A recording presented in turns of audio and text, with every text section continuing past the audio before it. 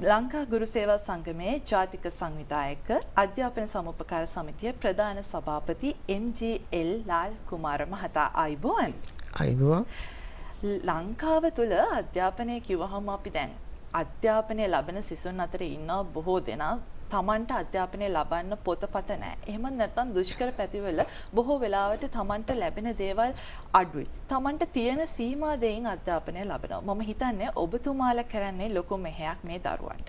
ඉතින් මේ අධ්‍යාපනය කියන්නේ මොකක්ද? සහ මේ සඳහා මේ අධ්‍යාපනය සාහිත්‍යහාන් කරන මේ ක්‍රියාවලියට ඔබතුමාලගේ සමිතියෙන් දෙන දායකත්වය කුමක්ද සහ අරමුණ මොකක්ද කියන කාරණාවත් අපි ඉස්සෙල්ලාම කතා කරමු.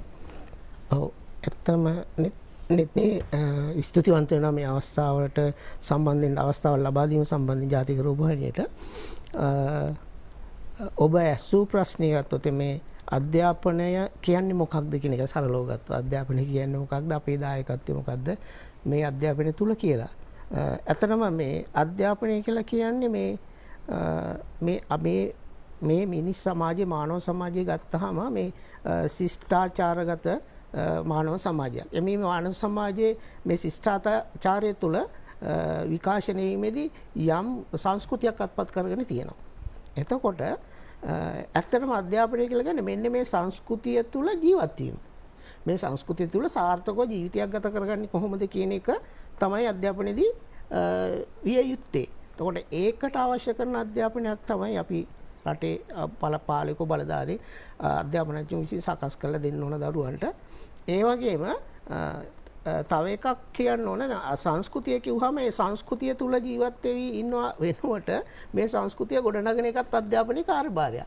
සංස්කෘතිය ගොඩනගන මේ සංස්කෘතිය එකතන පල් වෙවි එහෙම ඉන්නව වෙනුවට සංස්කෘතිය ගොඩනගනවා. මොකද ශිෂ්ටාචාරයක් දියුණු වෙලා තියෙන සංස්කෘතිය ගොඩනැගීම තුලින්. සංස්කෘතිකව ඒක ගොඩනැගීම තුලින් තමයි ශිෂ්ටාචාරයත් අපි දන්නවා මේ ඈත ඉතිහාසය ගත්තොත් එහෙම මානව සමාජ විකාශනයේ මේ මූලික සමාජයේ ඉඳන් බහල් සමාජයේ වැඩවසන සමාජයේ ඒ වගේම මේ දනේශ්වර මේ දැන් තියෙන සමාජයට ඇවිල්ලා තියෙනවා. එතකොට ඒක ඇතුලේ සංස්කෘතිය විකාශනය වෙලා තියෙනවා. සංස්කෘතිය ගොඩ නැගිලා තියෙනවා. එතකොට ඒ ගොඩ නැගිච්ච සංස්කෘතියට ගැලපෙන මිනිසෙක් පුරවැසියෙක් බිහි කරන එක තමයි අධ්‍යාපනයේ අරමුණ. එතකොට අධ්‍යාපනය කියලා කියන්නේ සංස්කෘතිය ගොඩ නගන ඒ වගේම මේ සංස්කෘතිය වල සාර්ථක ජීවිතයක් ගත කරන්න පුළුවන් පුජ්‍යලයක් බිහි කරන එක තමයි අධ්‍යාපනයේ විය යුත්තේ කියන එක තමයි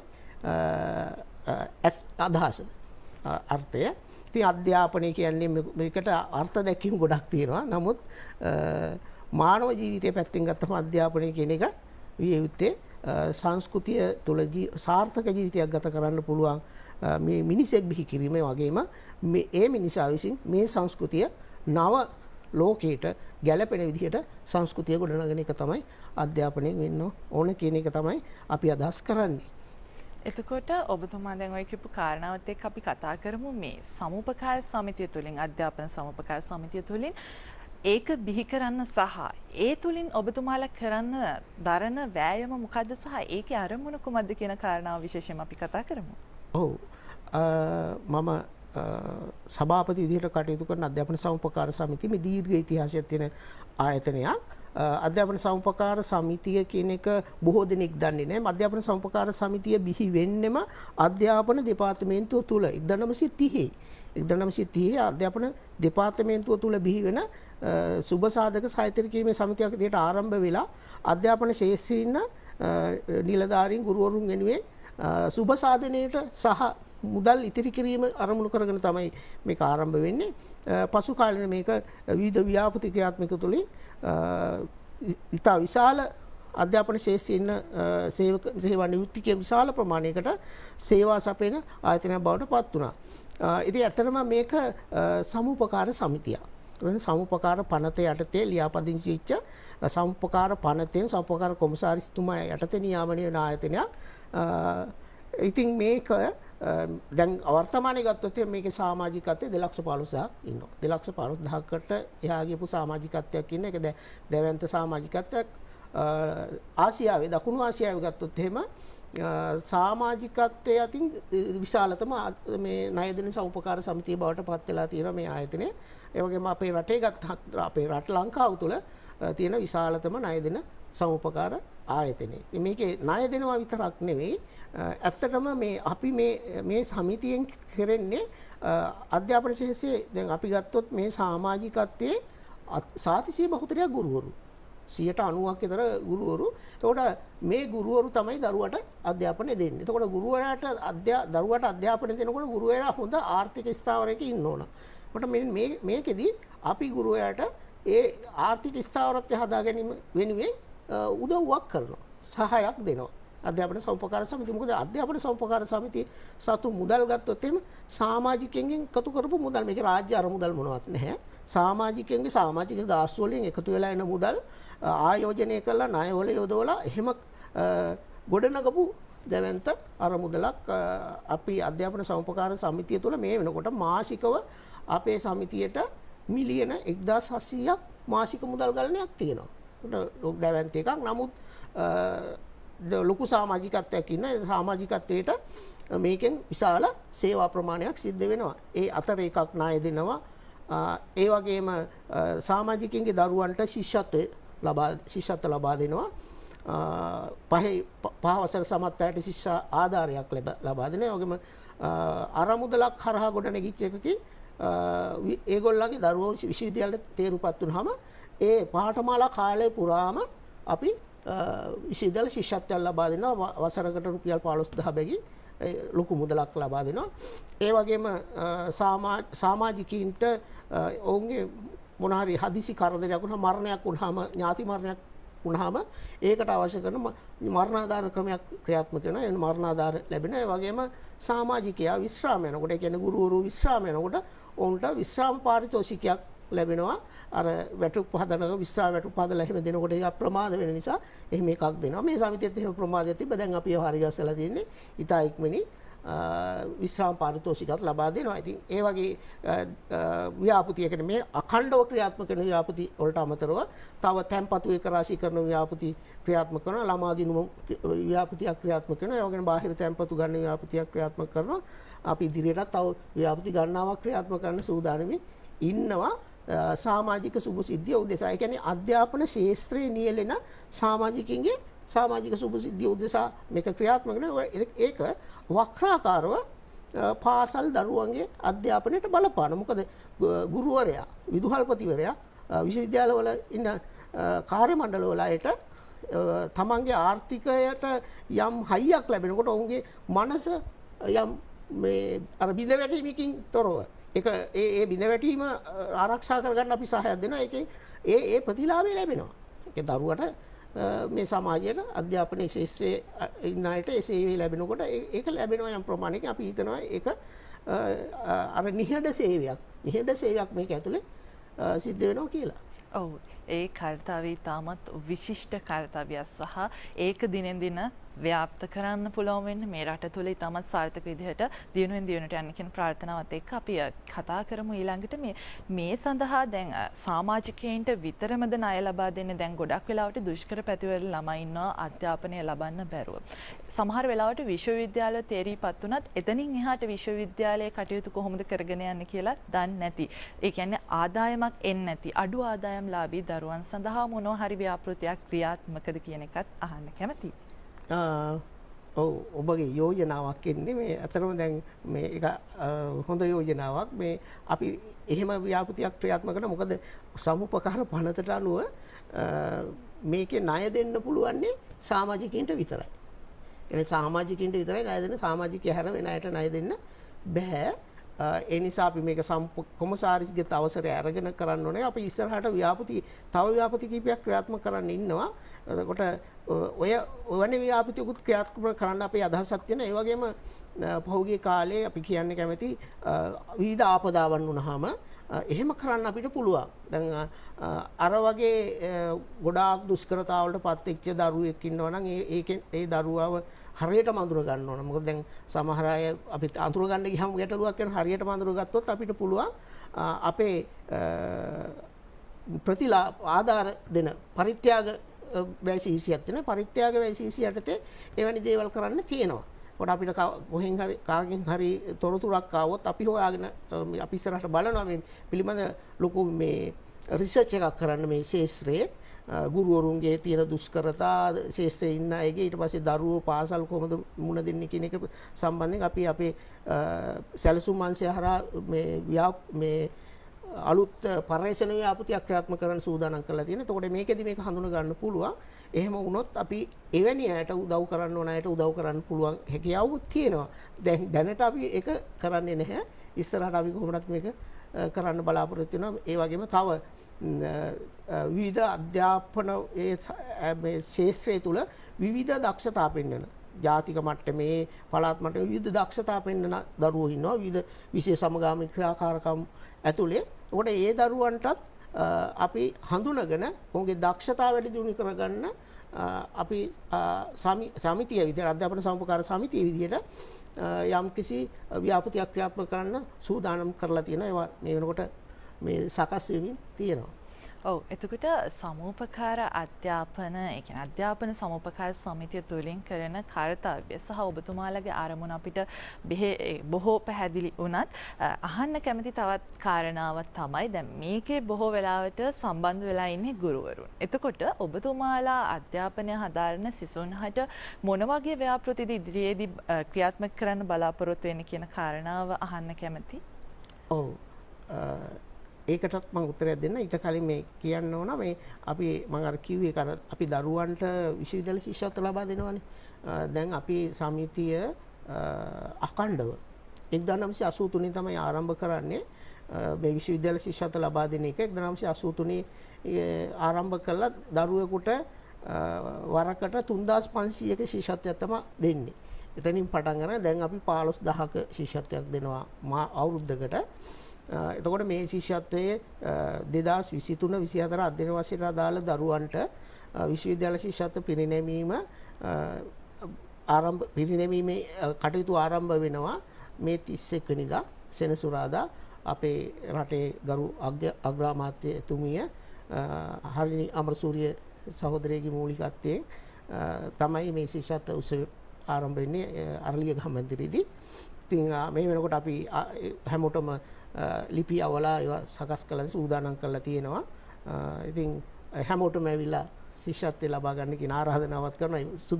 සුදුසුකම් ලැබලා තියෙනවා මේ වර ශිෂ්‍යත්වයට 2292ක් මේ වෙනකොට සුදුසුකම් ලබා. තව අභියාචනාව ඒවා තියෙනවා. අපි ඒවටත් අභියාචන සලකලා ශිෂ්‍යත්ව ලබා දීම කරනවා. එතකොට ඔබ ඇහුවේ මේ අලුත් ව්‍යාපෘති ක්‍රියාත්මක කරන ඒවා මොනවද කියලා. දැන් ඇත්තටම අපි ඉදිරියට ක්‍රියාත්මක කරන්න සූදානම් කරලා තියෙනවා. එකක් දැන් අපේ ශාස්ත්‍රය ගත්තොත් සමාජිකවම ඉන්නවා 215000. ඔවුන් දැන් උන්ට වාහන තියෙනවා, මෝටර් සයිකල් ඒ වගේ ඒවා තියෙනවා. දැන් මේවට ඒගොල්ලන්ට අර රක්ෂණය සහතිකය ලබා ගන්න ගියාම අපි ඇත්තටම තුන්වෙනි පන්ති රක්ෂණයකට තමයි ඉස්සෙල්ලාම යන්නේ. ඒ සඳහා යන්න ගියාම ගැටලු තියෙනවා. ඒක ගන්න අමතක වෙනවා. ඊට පස්සේ පොලිසිය ලියනවා පොත්වල දඩ ගන්න වෙනවා. ඒ නිසා අපි ක්‍රමයක් ක්‍රියාත්මක කරනවා. ඔවුන්ට ඉතා පහසුවෙන් වෙළඳ පොලේ මේ රක්ෂණය ගන්නවට වඩා අඩු මුදලකට ලබා දෙන්න අපි ක්‍රමයක් සකස් කරලා තියෙනවා. සමුපකාර රක්ෂණ සමාගම සමග ඒක අබද්ධ වෙමි.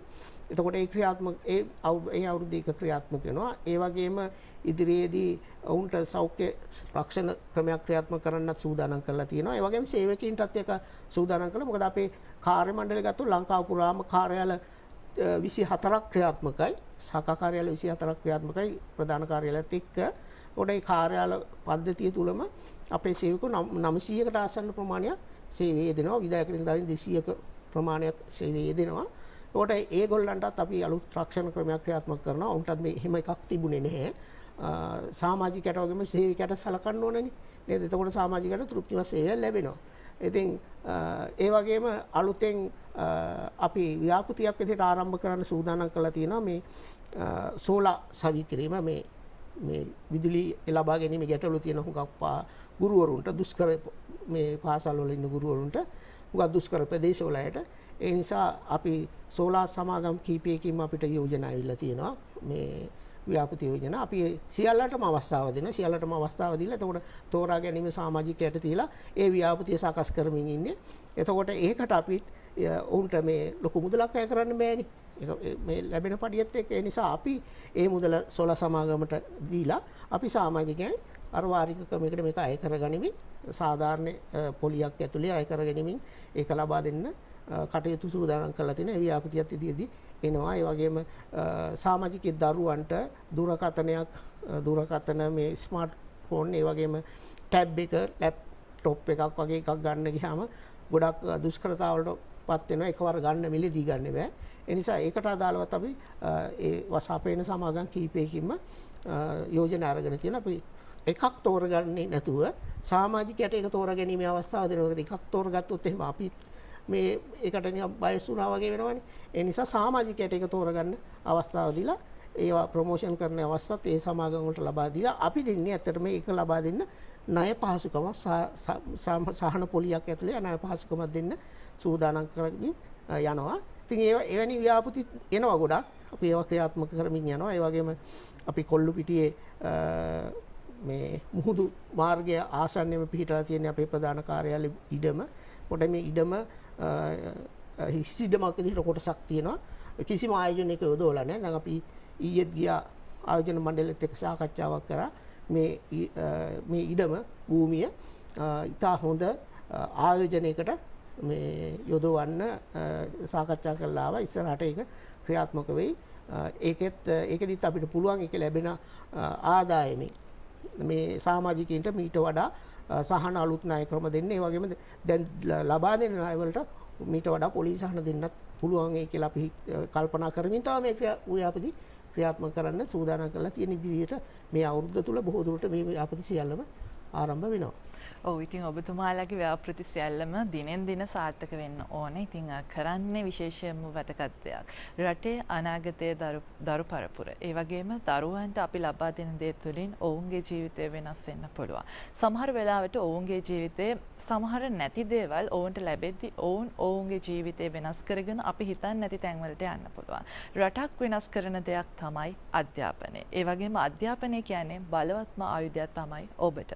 ඒ වගේම තමන් අධ්‍යාපනය ලබද්දී ඔබේ ජීවිතයට ඔබේ ජීවිතයේ හරි මාර්ගය තෝරගෙන අධ්‍යාපනය ලබන්න. ඒ වගේම මේ කරන වෑයම තුළින් මම හිතන්නේ අධ්‍යාපන මේ සමිතිය තුළින් ගුරුවරුන් හරහා කරන්නේ ලොකු කාර්යයක්. ඉතින් ඒ කාර්යය තුළින් ඔබතුමාලා කරලා තියෙන කාර්යයන් සහ ඉදිරියට කරන් ඉන්න කාර්යයන් තාමත් විශිෂ්ට කාර්යයන්.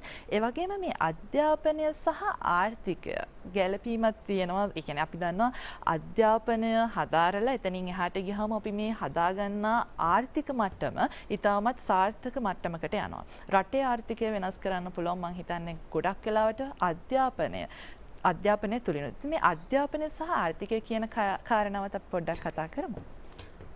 ඔව් නේද මේ ඇත්තටම අධ්‍යාපනය රටේ ආර්ථිකයට රටේ සංවර්ධනයට දායක වෙන්න ඕන. එහෙම නැති අධ්‍යාපනයක රටකට වැඩක් නැහැ. නිකන් එකක් තමයි දැන් ශාස්ත්‍රීය අධ්‍යාපනය කියන එක ඕන. ශාස්ත්‍රීය අධ්‍යාපනය ඕන වෙනවා දරුවන්ට සාක්ෂරතාවය වැඩි දියුණු කරගන්න විවිධ පරිශ්‍රණ කරන්න ඒකට ඕන. ඒ වගේම වෘත්ති අධ්‍යාපනයත් ඕන. ඒ නිසා මේ දෙකම සමගාමී ඕන. දැන් සමහර දරුවෝ දෙපැත්තෙම දක්ෂයි. සමහර අය එක ශේෂ්ත්‍රයක තමයි. එතකොට ඒකට අවශ්‍ය කරන විදිහට අධ්‍යාපනය ලබා දිය යුතුයි. ඒකට අපි විශ්වාස කරනවා මේ රටේ දිගටම මේ තිබුණ අධ්‍යාපන ක්‍රමය ඇතුලේ රටේ ආර්ථික උවමනාවයි රටේ සංවර්ධනයේ උවමනාවයි එක්ක බොහෝ දුරට අධ්‍යාපනයේ ගැළපුණාදෝ කියන එක පිළිබඳ ප්‍රශ්නයක් තියෙනවා. ඉතින් ඒ ගැටලු තියෙන එක අපි දකිනවා. සමහර දරුවෝ හොඳ මේ විශේෂ ශාස්ත්‍රීය අධ්‍යාපනය ලබලා තියෙනවා. හැබැයි ඒගොල්ලන්ගේ ඒ ශාස්ත්‍රීය අධ්‍යාපනය හුඟක් වෙලාට වෘත්තීය ශිෂ්‍යයට අහම එකට ගැලපෙන්නේ නැහැ. ශාස්ත්‍රීය අධ්‍යාපනය ලබා ගන්නත් ඒගොල්ලන්ට එහෙම අවස්ථා නැහැ. පර්යේෂණ අවස්ථා නැහැ. නේද? විශ්වවිද්‍යාලවල එහෙම ඉඩකඩ ලෝකෙට විවෘත කරපු වෙනවා. බාහිර පර්යේෂණ ආයතන වෙන ආයෝජන ඇතුළේ හැරි ගෙනල්ලා මෙහි එහෙම ක්‍රියාත්මක වෙන ඒවා දකින්න ලැබෙන්නේ අඩුයි. ඒකට අධ්‍යාපනයේදී අපි දකින්නේ මේ අධ්‍යාපනය ඇතුලේ පහුගිය කාලෙම මේ ඉහළට ගිහිල්ලා අතරමං වෙච්ච එක. ඉහළට ගිහිල්ලා අධ්‍යාපනය ඇතුලේ අතරමං වුණ අවස්ථා තියෙනවා. ඉතින් අවසානයේදී උන්ට කොයි දෙයකටත් කෝකටත් අයිලේ කියලා අවසානයේදී උපාධියක් ගත්තත් ආපහු වෙන්නේ ගුරුපත්වීමක් ඉල්ලලා. ඒකට ඉතින් ගුරු ජේසය ගුරුපත්වීම කියන එකත් ඒ තරමටම මේ හැල්ලු වෙලා තියෙනවා. මේ මම කියන්නේ උපාධිධාරී සුදුසු නැහැ. හැබැයි ඔවුන් සුදුසු. ඔවුන් ගුරු වෘත්තියට ගැළපෙන විදිහට සකස් කරන්න ඕන. දැන් අපේ ඇත්තටම ගත්තොත් එහෙම මේ රටේ ගුරු වෘත්තියට ගැළපෙන උපාධිධාරියෙක් නිර්මාණය කිරීම මුලින් ඉඳන් ආයතනවල කරන්නේ කිසිම එකක් කරන්නේ දැන් ওই විද්‍යාපීඨවල කරන එක තියෙනවා ඒ ලෙවල් වලින් සමත් වුණාම අරගත්ත එක ඒකත් ඩිප්ලෝමාවකින් තමයි සීමා වෙන්නේ. එහෙම නැතුව ඔවුන්ට උපාධිය වෘත්තීය උපාධියක් දක්වාම ලබා දෙන එකකට ගෙනාවොත් එහෙම සුදුසුකමක් සහිත එහෙම මේ ගුරු ප්‍රජාව මානව සම්පතක් මේක නිර්මාණය කරොත් ඒක හරහා දරුවට දෙන අධ්‍යාපනය තුළ මේ රටට දැවැන්ත ආර්ථික දායකත්වයක් සහ සමාජ ප්‍රගමනයට ලොකු විශාල දායකත්වයක් ලබා ගන්න පුළුවන් කියන විශ්වාසය තියෙනවා. ඒ නිසා අපි හිතනවා අපි ඇත්තටම අධ්‍යාපන ප්‍රතිසංස්කරණ බලාපොරොත්තු වෙනවා. අධ්‍යාපන ප්‍රතිසංස්කරණ කරන්න ඕන. කවුරු හරි කියනවා ඒක කරන්න ඕන නැහැ කියලා. ඒගොල්ලෝ එහෙම අය මේ සමාජයේ දියුණු වෙනවට කැමති නැති මේක ඇතුලේ පල් වෙන්න කැමති අය අපි දන්නවා ඔබ දන්නවානේ අපි මේ පැරණි අධ්‍යාපනයේ යම් සාධනීය දේවල් තියෙනවා නමුත් නව ලෝකයට ගැලපෙන අධ්‍යාපනයත් එක්ක යන්න ඕන. අද ලෝකේ මේ අපේ දරුවෝ ඉන්නවා අපිට ඉස්සරහින්. ගුරුවරුන්ට වඩා ඉස්සරහින් දරුවෝ ඉන්නේ. එතකොට දරුවා ඉන්න තැන ඉඳන් දරුවට ඉස්සරහට යන්න අවශ්‍ය කරන අධ්‍යාපනයක් දෙන්න ඕන. එහෙම වුණොත් තමයි ඒක රටේ ආර්ථික ප්‍රගමණයට දායක වෙන්නේ, සමාජ ප්‍රගමණයට දායක වෙන්නේ. ඒ වගේම ඒක ඇතුලේ තමයි අලුත් සංස්කෘතිය ගොඩ නැගෙන්නේ. නැත්තම් අපි පරණ සංස්කෘතිය වැළලීලා ඒක ඇතුලේ ඉන්න පුළුවන්. ඒ නිසා මේ ආර්ථිකයට දායකත්වයේ සැපීම අධ්‍යාපනයේ අනිවාර්ය කාර්යයක්. ඒ සඳහා අපි වෙහෙස ඕන. සම වෙන 31 වෙනිදා විශ්වවිද්‍යාල සිසුන් සඳහා ශිෂ්‍යත්ව ප්‍රදානෝත්සවයක් විශේෂ අන්දමින් පැවැත්වීමට සියල්ල සූදානම් කර හමාරයි. ඉතින් අපි ඒ ගැනත් කතා කරමු. ඔව්. ඇත්තටම මේ ශිෂ්‍යත්ව උත්සවයේ පවත්වන්න අපි සැලසුම් කළ තිබෙනෙත් මේ පහුගිය දෙසැම්බර් මාසයේ 13 වෙනිදා.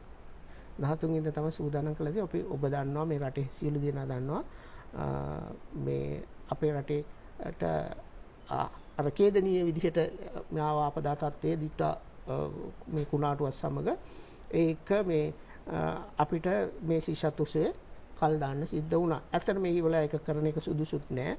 ඒ මොහොත වෙනකොට අපි දැක්කා මේ රටේ සාතිශය බහුතරයක් මහ ජනතාව ඒ වගේම අපේ සමිතියේ සමාජිකෝ ගුරුවරු ඒ වගේම සමිතියේ සේවකෝ බොහෝ දෙනෙක් මේ අනතුරේ ආපදාවටපත් වුණා. ඉතින් ඇත්තටම අපි කරේ මේක නවත්තලා ආපදාවටපත් වෙච්ච අයට මේ සහන සලසන සහන ව්‍යාපෘතියක් ක්‍රියාත්මක කරා. අපි රට පුරාම මේ ආපදාවටපත් වෙච්ච දිස්ත්‍රික්ක පහේම පාසල් තෝරගෙන පාසල් පිරිසකකීමකුත් අපි කරා. ඒකට මේ එනකොට ඒකට අපිට මිලියන 8ක විතර ප්‍රමාණයක් අපි වියදම් කරා. අපේ සමිතියේ සේවකයෝ ගිහිල්ලා තමන්ගේ ශ්‍රම දායකත්වය දීලා තීන්ත ආලේප කරන කැඩුණු තැන් ප්‍රයාර කරනවා. අපි එහෙම පාසල් ප්‍රමාණයක කරා. තාම අපිට ඉල්ලීම් කරපු ප්‍රමාණයක් තියෙන අපි ඒවටත් ඒ ව්‍යාපෘති ක්‍රියාත්මක කරනවා කැඩිච්ච මිනිච්ච දේවල් හදන්න. ඒවා අපිට කරන්න පුළුවන්. අපි අර සමාජ සුබ සාධන වැඩ විදියට ජනතා ප්‍රජා සේවා නිදිට ඒවා කරනවා. ඉතින් මම ඒ අමතර කාරණයක් කිව්වේ. ඉතින් ඒ වගේම අපි දැනට සූදානම් කරලා තියෙනවා අපේ සමිතිය සේවකයන්ගේ දිනක වැටුප පරිත්‍යාග කළා මේ ජනවාරි මාසයේ මේ අපදාටපත් වෙච්ච අය වෙනුවෙන් ඒ මුදලත් සහ අපි සමිතියෙන් වෙන් කරපු මුදලක් තියෙනවා. අපි කල්පනා කරමින් නම් මිලියන 10ක විතර මුදලක් අපි රටේ ඔය මේ ආපදාවටපත් වෙච්ච අය වෙනුවෙන් නිර්මාණය කරපු අරමුදල තියෙන අරමුදල පරිත්‍යාග කරන්න සූදානම් කළා තියෙන නොබෝ දිනකින්ම. ඉතින් අග්‍රාමාත්‍ය තුමියගේ ප්‍රධානත්වයෙන් මේ 31 අපි ශිෂ්‍යත්ව උත්සවය පැවැත්වෙනවා. අපේ රටේ අලුතෙන් විශ්වවිද්‍යාලයට සම්බන්ධ වෙන දරුවෝ 2500කට 3000කට විතර ආසන්න ප්‍රමාණයක් ඉන්නවා. නමුත් අපිට ඉල්ලුම් කරලා තියෙන්නේ 2500ක විතර. ඒකුණුත් මේ වෙනකොට අර සුසුකල් ලැබලා තියෙන 2292ක්.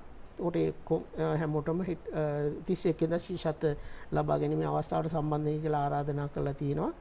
අපි ඔවුන් වෙනුවෙන් සංග්‍රහයක් සූදානම් කරලා තියෙනවා හැමෝටම. ඉතින් මන්දිරේ තමයි මේ කුසය තියෙන්නේ. සාර්ථක හොඳ උත්සවයක් බවට පත් කරගන්න තමයි අපි කටයුතු සූදානම්. දැන් ඒක සියල්ල සූදානම් කරලා තියෙන්නේ මේ මොහොත වෙනකොට. ඔව්. ඉතින් ඔබතුමා අපිත් එක්ක කතා බහ කරා බොහෝ වටිනා කරුණු බොහොමයක්. ඉතින් අද අපේ වැඩසටහනත් එක්ක එකතු වුණාට බෙහෙවින්ම ස්තුතිවන්ත වෙනවා. ලංකා ගුරු සේවා සංගමයේ ජාතික සංවිධායක අධ්‍යාපන සමුකාර සමිතියේ ප්‍රධාන සභාපති NGL ලාල් කුමාර මහතා. ඔබතුමාට බෙහෙවින්ම ස්තුතිවන්ත වෙනවා. අපි දැන් අවධානය විනිමය අනුපාතය දෙසටයි. ඕස්ට්‍රේලියානු ඩොලර්